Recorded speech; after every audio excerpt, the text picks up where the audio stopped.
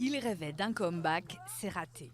Nicolas Sarkozy ne reviendra pas à l'Élysée, un comble pour cet animal politique qui était revenu dans l'arène avec la ferme intention d'en découdre. Pire encore, il arrive troisième derrière son ennemi Alain Juppé et loin derrière son ancien Premier ministre François Fillon, celui qu'il avait qualifié de collaborateur pendant son quinquennat. Bien obligé de surmonter son inimitié, Nicolas Sarkozy apporte pourtant son soutien à l'ancien locataire de Matignon pour le second tour de la primaire. François Fillon me paraît avoir le mieux compris les défis qui se présentent à la France.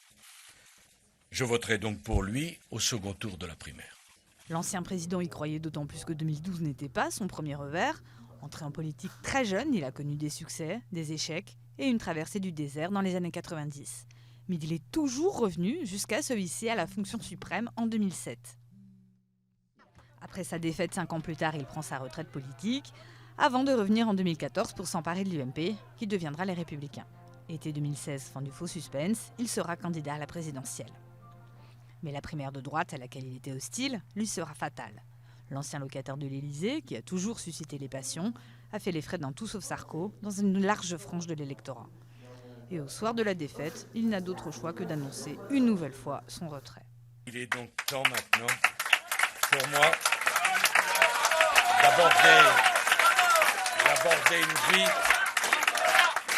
avec plus de passion privée et moins de passion publique. Quel destin désormais pour un ex-président de 61 ans. Difficile de le voir dans un gouvernement sous un président Fillon.